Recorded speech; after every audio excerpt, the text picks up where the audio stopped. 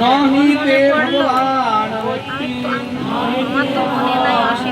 বিদু দেবান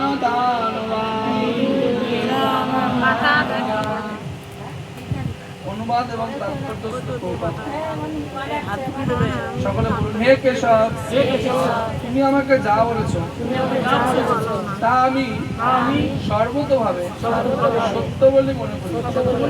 হে ভগবান, দেবতা অথবা দানবেরা কেউই তোমার তত্ত্ব যথাযথভাবে জানতে পারে না। কে বলছে কথাটা? অর্জুন বলছে। কাকে উদ্দেশ্য করে বলছে? হ্যাঁ, ভগবান শ্রীকৃষ্ণকে বলছে।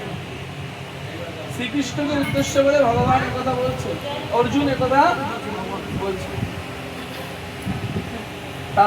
অর্জুন এখানে দৃঢ়ভাবে প্রতিপন্ন করেছেন যে নাস্তিক ও অসুরেরা ও আসরিক ভাবাপন্ন মানুষেরা কখনোই ভগবান শ্রীকৃষ্ণকে জানতে পারে না, এমনকি দেবতারা বরং তাকে জানতে পারে না।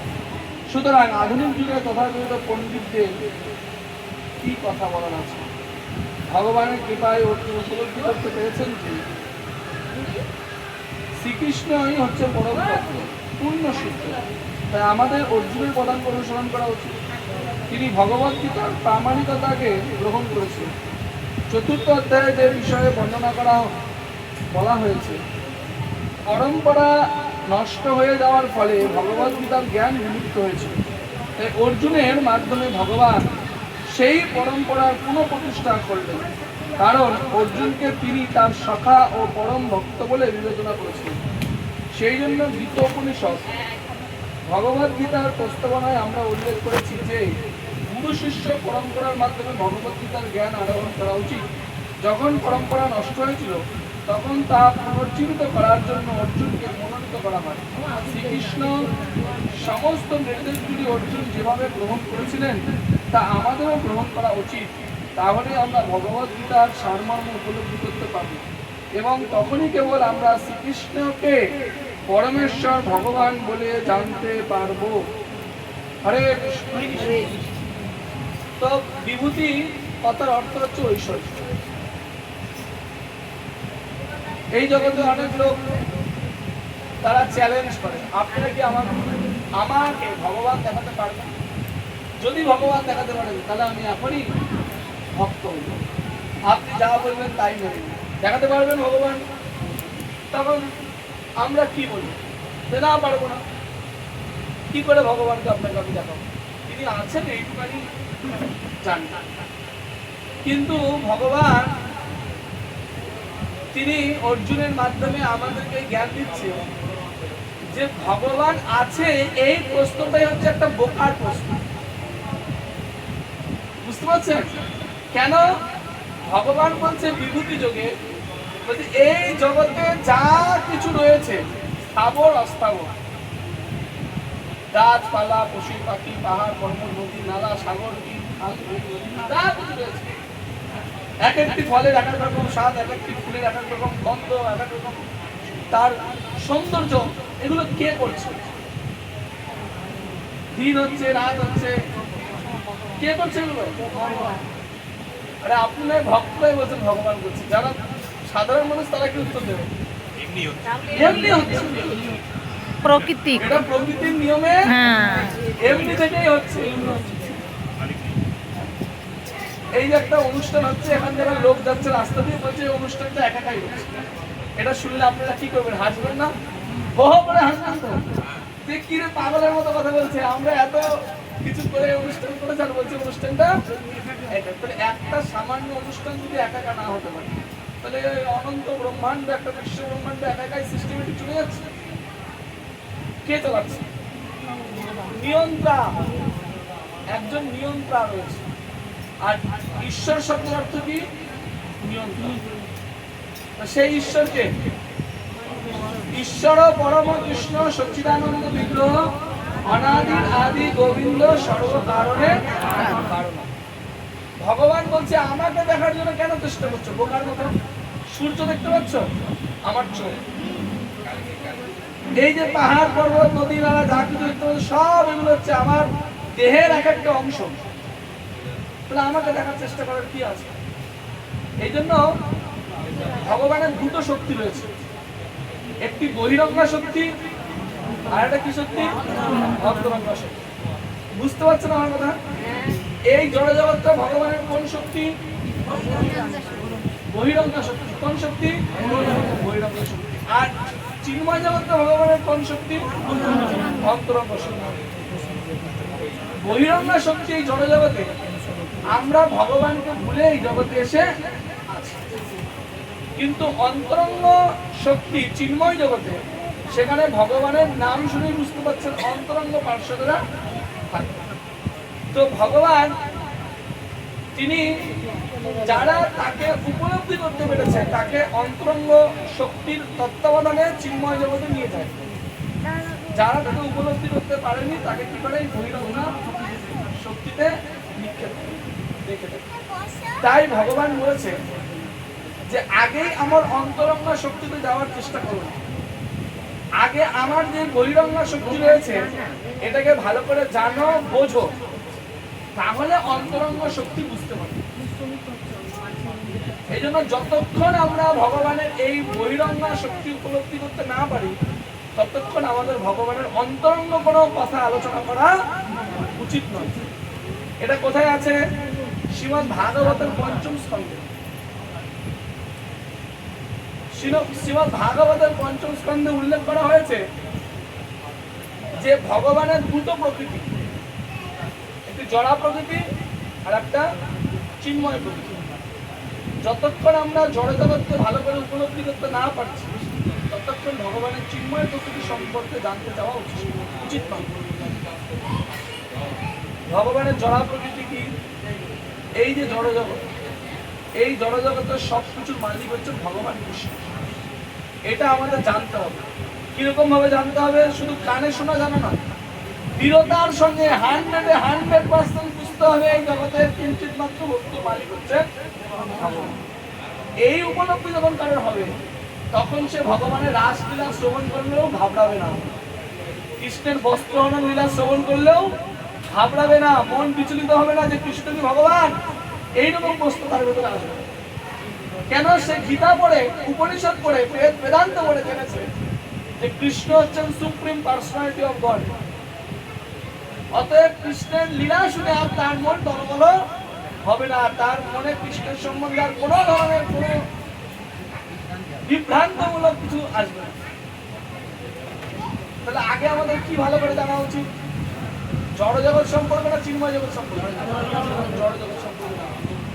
এই জন্য এটা শ্রীমদ্ ভাগবতের পঞ্চম স্কন্ধে উল্লেখ করা হয়েছে যে ভগবানের জড় জগৎ সম্পর্কে আগে জানা উচিত। যদি জড় জগৎ সম্পর্কে না জানতে পারে, তাহলে চিন্ময় জগৎ সম্পর্কে কোনো ধরনের জানার চেষ্টা করা। তাই ভগবান এই বিভূতি যোগে বলছে তোমরা আমাকে দেখার চেষ্টা করো। এই যে আমি সমস্ত কিছু এখানে সৃষ্টি করেছি জগতে, এগুলো কার? সব ভগবানের। এগুলো ভগবানের শক্তি, ভগবান আছে এখানে, এইটা দেখে সন্তুষ্ট।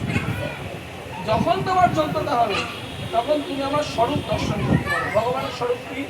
বিভোজ, মুরালীধর, শ্যাম সুন্দর। এটা সবাই দর্শন করতে পারে। যেমন ভগবত গীতায় বলেছেন, ভগবান বলেছেন আমি জড়া প্রকৃতিতে আছি আবার নেই। এটা কিরকম কথা? আছি আবার নেই।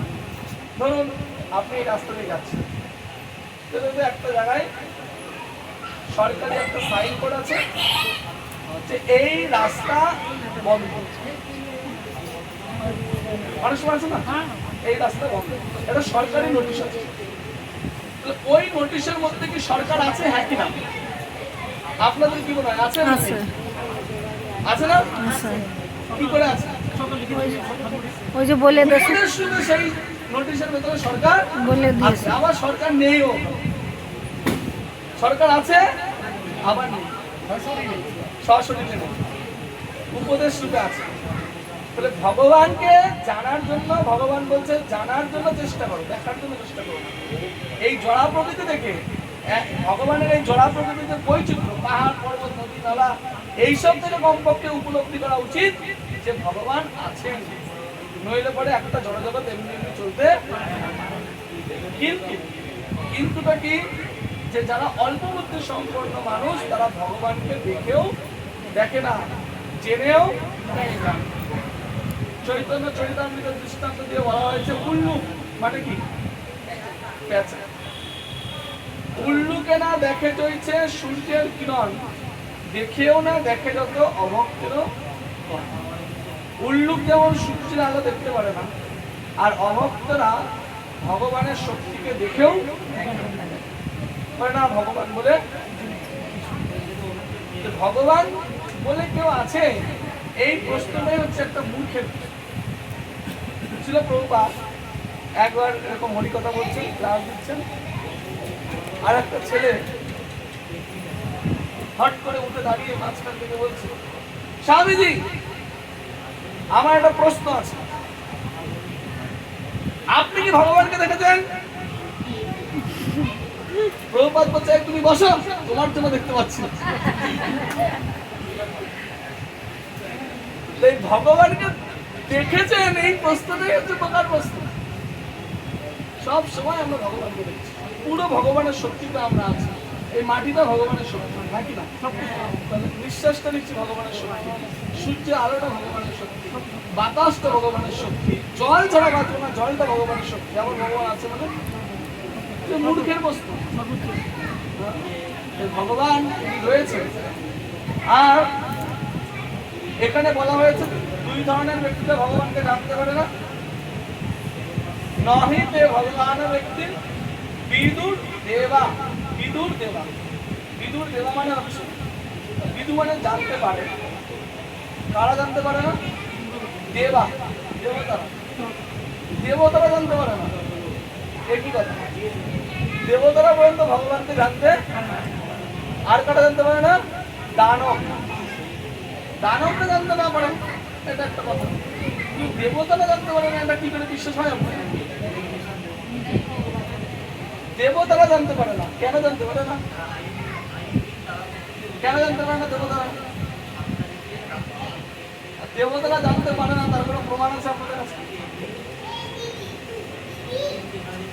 কোনো প্রমাণই থাকা, শুধু এটাই লেখা আছে। আপনারা জানেন ব্রহ্মা ভগবানকে জানতে পারে? তাহলে ব্রহ্মা কে? দেবতাদের হেড।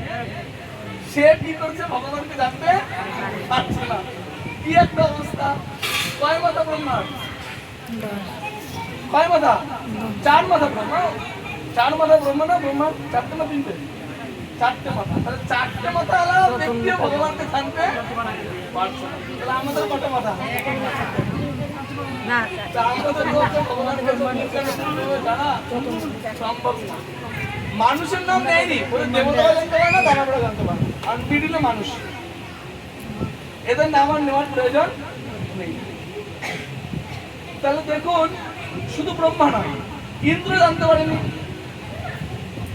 আছে না প্রমাণ? আচ্ছা, ব্রহ্মা ইন্দ্রের কথা বাদ দেন, এমনকি দেবাদিদেব মহাদেব ভগবানকে জানতে পারেনি। কখন জানতে পারেনি জানেন? সমুদ্র মন্থনের সময় ভগবান মোহিনী রূপ ধারণ করেছে। এত অপূর্ব সুন্দরী নারী রূপ, শিব ঠাকুর বলছে আমি এত সুন্দর নারী রূপ কোনোদিনও দেখিনি। এবার সমুদ্র মন্থনে এই মোহিনী রূপ এসছে, আর শিব ঠাকুর মোহিনী রূপে পেছন দৌড়াচ্ছে, বলো সুন্দরী দাঁড়াও দাঁড়াও, কে তুমি? অত সুন্দরী আমি দেখিনি কোনোদিন। এরকম ভাবে ভগবান তিনি কি করেছেন? সমস্ত দেবতাদের আড়ালে শিবকে নিয়ে চলে গেছে, দৌড় করাতে করাতে নিয়ে গিয়ে একটা জঙ্গলের মধ্যে গিয়ে সেই ভগবান দাঁড়িয়েছে। আর শিব ঠাকুর বলছে, ও সুন্দরী তুমি দাঁড়াও দাঁড়াও দাঁড়াও, তোমার অপরূপ সৌন্দর্য আমি উপভোগ করতে চাই।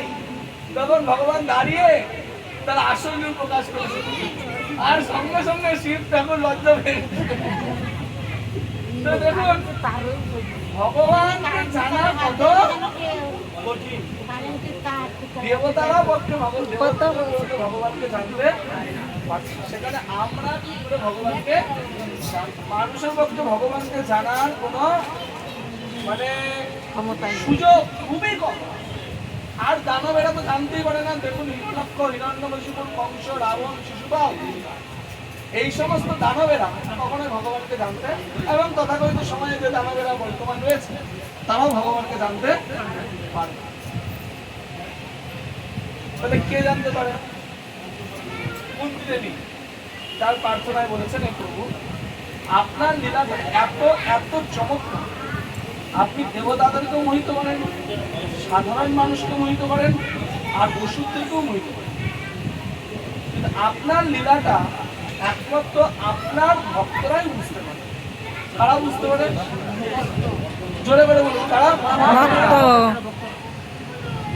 তো দেখুন এখানে কিন্তু ভক্তদের নাম নেওয়া হয়নি, নেওয়া হয়েছে যে ভক্ত জানতে পারবে। ভগবান বলবেন যে কেবলমাত্র কে জানতে পারে আমাকে? ভক্তা মাম অভিজানাতি। কেবল কে জানতে পারে? ভক্ত।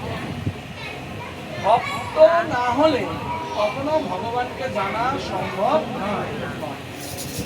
এমনকি আপনি যদি খুব নিষ্ঠাবান যোগী হন, তাহলে ভগবানের একটি গুণ আপনি জানতে পারবেন, যেটি হলো সৎ। ভগবান হচ্ছে সৎ, মানে কি? ভগবান হচ্ছে এইটুকুনি জানতে পারবেন যোগী হলে।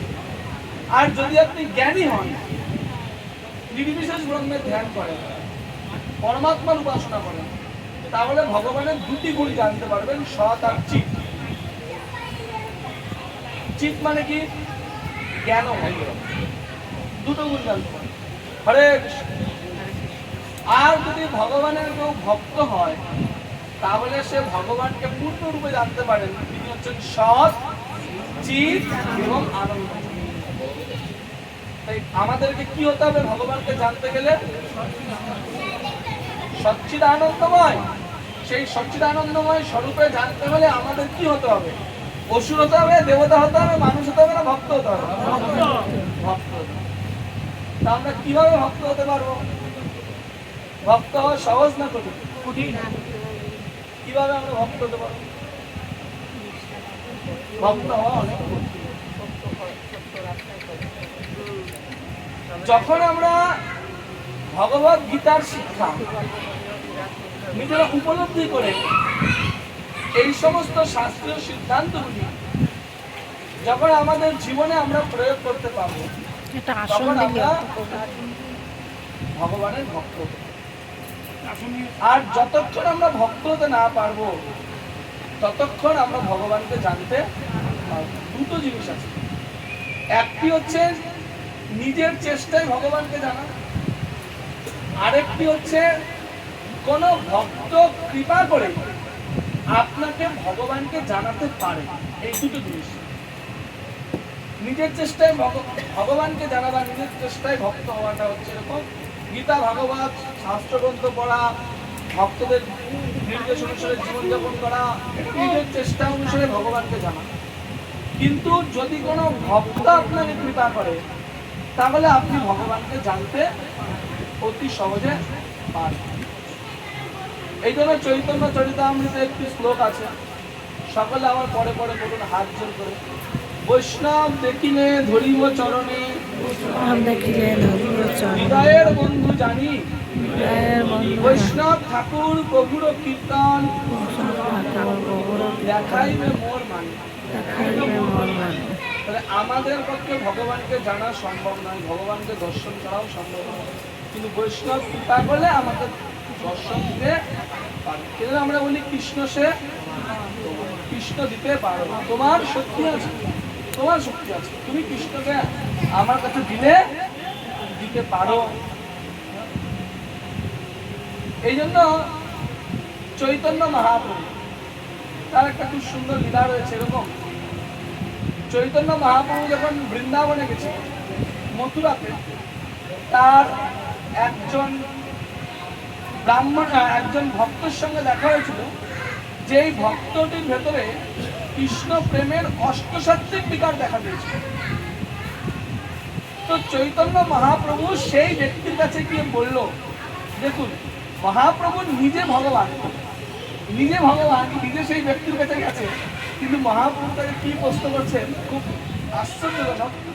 মহাপ্রভু মথুরাতে সেই বৈষ্ণবের কাছে গিয়ে বলছেন, যে বৈষ্ণব ঠাকুর আমার মনে হচ্ছে আপনি নিশ্চিত মাধবেন্দ্রপুরীর সঙ্গ করেছেন, নইলে আপনার ভেতরে তো এইরকম কৃষ্ণ প্রেম আসতে পারে না।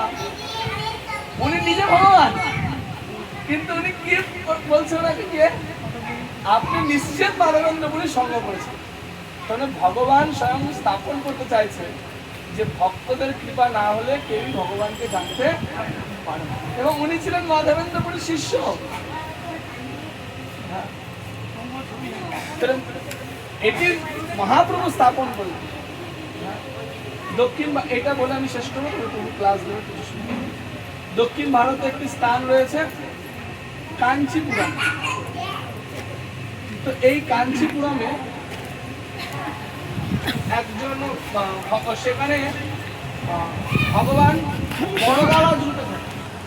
বড়দারাজ ভগবান রয়েছেন। তো সেই কাঞ্চিপুরমে যে বড়দারাজ ভগবানের যে প্রধান সেবাই, তার নাম হচ্ছে কাঞ্চিপুরম নাথ। এই কাঞ্চিপুরম নাথ তিনি প্রতিদিন ভগবানকে বাতাস করেন এবং ওনার কাজ হচ্ছে কি পুরো মানে সন্ধ্যার থেকে ভোর পর্যন্ত ভগবানকে বাতাস করা, হাওয়া দেয়, পাখা দিয়ে হাওয়া দেয় এবং উনি ভগবানের সঙ্গে অনর্গল কথা বলেন। এইরকম স্থিতিতে রয়েছেন যে ভগবানের সঙ্গে উনি অনর্গল কথা বলেন। তো এই কাঞ্চিপুরম নাথকে যিনি সেবা করেন তার নাম হচ্ছে মহাপুরম নাথ। তো একদিন মহাপুরম নাথ কাঞ্চিপুর নাথকে প্রশ্ন করেছেন যে আপনি তো ভগবানের কাছে যান, প্রতিদিন ভগবানের খুব কাছাকাছি থাকেন, একদম সান্নিধ্যে থাকেন, ভগবানের সাথে কথাও বলেন, তা আপনি ভগবানকে জিজ্ঞাসা করবেন যে আমি কবে আমি তার কাছে, তার ধামে ফিরে যাব, এই জীবনে যাব না কত জীবন পরে যাব, কবে যাব। তখন কাঞ্চিপুরম নাথ ভগবান বড়দারাজকে হাওয়া করতে করতে তার হঠাৎ তার সেবকের এই প্রশ্নটা মনে পড়ে গেছে যে আমাকে তো প্রশ্ন করেছিল ভগবানকে জিজ্ঞাসা করার জন্য। তো তখন কাঞ্চিপুরম নাথ ভগবান বড়দারাজকে প্রশ্ন করছেন যে বড়দারাজ, আমার যে সেবক সে প্রশ্ন করেছে যে সে আপনার ধামে পৌঁছাতে তার কত জীবন লাগবে। তো ভগবান বড়দারাজ বলছে যে সে এই জীবনে আমার কাছে ফিরে আসবে।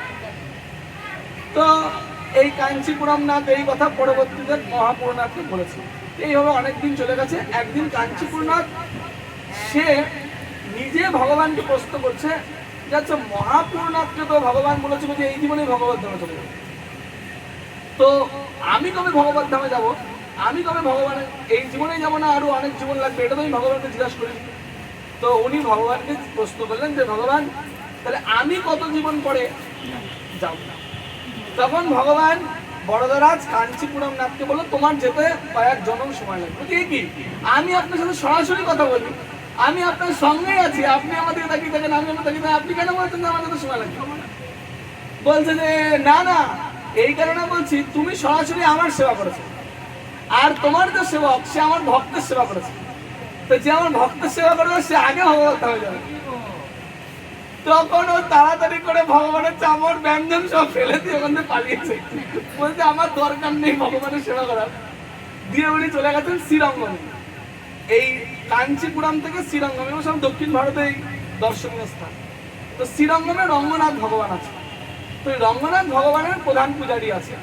তো এই কাঞ্চিপুরম নাথ কি করেছে, ছদ্মবেশে এই রঙ্গনাথের যে প্রধান পূজারী তার কাছে দেখা করতে গেছে যে আমি এই গ্রামেই থাকি, তো আমি আপনার সেবা করতে চাই। তখন যিনি ওই শ্রীরঙ্গমের প্রধান পূজারী সে তখন কি করেছে, তার গোশালাতে এই কাঞ্চিপুরনাথকে সেবা করতে দিয়েছে। তো এই কাঞ্চিপুরনাথ সে সারাদিন ছদ্মবেশে সেবা করে, গোশালা পরিষ্কার টরিষ্কার সবকিছু করে, কিন্তু রাত্রিবেলায় সে তার নিজের বেশে ভগবানের আরাধনা করে রাত্রিবেলায়। তো একদিন এই শ্রীরঙ্গমের প্রধান পূজারী সে চিন্তা করছে যে আমি তো ওকে রেখেছি, তো আমি সারাদিন অনেক ব্যস্ত থাকি শ্রীরঙ্গনাথের সেবার জন্য, তার সঙ্গে সাক্ষাৎ করা হয় না, আজকে আমি সন্ধ্যেবেলায় তার সঙ্গে সাক্ষাৎ করতে যাবো। তো যখন রঙ্গনাথের পূজারী এসছে এই এর সঙ্গে সাক্ষাৎ করতে, তখন ও তো আসল বেশে আছে, আর আসল বেশে যেই আছে ওকে দেখেই চিনতে পেরে গেছে রঙ্গনাথের প্রধান পূজারী। বলে আরে তুমি কে? তুমি তো সেই বড়দারাজ ভগবানের প্রধান পূজারী। হ্যাঁ তুমি এখানে কি করছো? তুমি এতদিন ধরে ছদ্মবেশে এইরকম একটা সেবা করছো। তো যখন জানাজানি হয়ে গেছে, সে তখন চলে গেছে আবার কোথায়? বড়দারাজ ভগবানের কাছে, কাঞ্চিপুরমে। তো ওখানে গিয়ে কাঞ্চিপুরমে গিয়ে ভগবান বড়দার কাছে চরণে গিয়ে পড়েছে যে ভগবান, আমি আপনার সেবা থেকে অনেক দূরে চলে গেছিলাম, আপনি আবার আমাকে সেবায় যুক্ত করুন।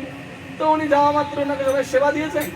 তো ওই রাত্রেও ভগবানকে উনি চামড় পাকা ব্যঞ্জন করছেন, আর ভগবানের সাথে কোনো কথা বলছে না। ভগবান বলছে যে তুমি এবার এই জীবনেই ভগবত ধামে চলে যাবে। বলছে কেন আমি এই জীবনে তো যাবো? বলছে না, তুমি আমার ভক্তের সেবা করে আসছো। তো এইখানে এই যে ভক্তের সেবাটা ভগবানের সেবার চাইতেও বড়। এই জন্য ভক্ত যদি কৃপা করে তাহলে ভগবানকে আমরা উপলব্ধি করতে পারি। ভক্ত যদি কৃপা করে আমরা ভগবানকে পুঙ্খানুপুঙ্খ রূপে জানতে পারি। আর এটি হচ্ছে পরম্পরা মাধ্যম। ভক্ত আকাশ থেকে পড়ে না, এটি গুরু শিষ্য পরম্পরা ধারায় আমাদের কাছে আসে। যদি পরম্পরা ছিন্ন হয়, কেউ যদি পরম্পরা নষ্ট করে, ভগবান তার উপরে খুব ক্রোধিত হয়। কেন? ভগবান অনেক কষ্টে এই পরম্পরাকে স্থাপন করেছে। সেজন্য গুরু শিষ্য পরম্পরা ধারায় আমরা যে শিক্ষা পাচ্ছি, সেই শিক্ষা যদি জীবনে গ্রহণ করতে পারি, তাহলে অবশ্যই আমরা ভগবানের ভক্ত হয়ে ভগবানকে পূর্ণরূপে আমরা উপলব্ধি করতে পারি। হরে কৃষ্ণ কৃষ্ণ কৃষ্ণ হরে হরে, হরে রাম রাম রাম হরে। তো এখন আমাদের মাঝে উপস্থিত হয়েছে আমাদের চাকদা নামহট্টের চক্র সেনাপতি পূজ্যপাদ গোপবতী প্রভু।